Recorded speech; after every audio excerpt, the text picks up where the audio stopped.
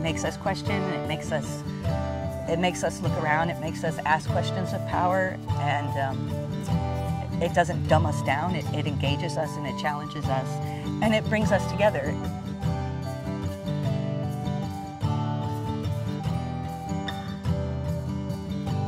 My name is Ken Holmes. I'm Managing Director of Green Stage. We do free Shakespeare in the park that's open and available to anybody who wants to come see a play.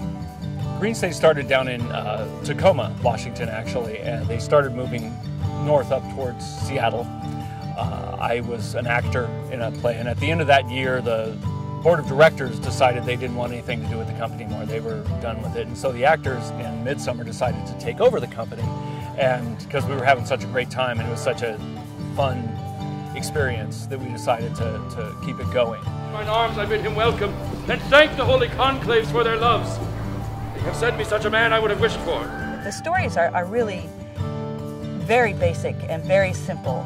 They're, you know, it's love, it's greed, it's hate, it's, you know, it's the simplest of things. You don't need to have a set necessarily for them. You don't need to have create some special lighting or anything. They were meant to be performed in the open, in an open space with natural lighting. Every summer our two plays, this year it's Henry VIII and Taming of the Shrew, each one does 18 to 20 performances in these parks, generally 1 or 2 performances in every park.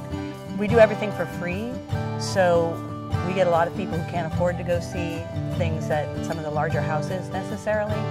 We get a lot of people who come, particularly out in the parks, who come just because they're walking by and maybe they've never seen a play before, or if they have, maybe they've never seen a Shakespeare play before, and they just stop because it's happening.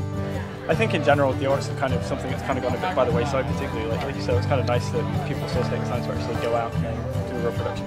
Yeah, exactly, and you know, the weather is great, the parks have just really nice spaces, and it's like a great way to kind of just get culture out to people who might not otherwise be motivated to come out and see a play. We're putting together something that's going to be touring to 12 different locations, and actors are going to be outside competing with the weather. They're going to be competing with airplanes. They're going to be competing with maybe with a dog walking up on stage. You never know. And so preparing actors to be able to take what in a smaller theater might be a small intimate moment and translating it out to several hundred people is a big challenge for the actors. We distill everything down to where it's just text and an actor and an audience, and our relationship with the audience is very clear and very much a part of who we are and what we do, which is very different than traditional theater.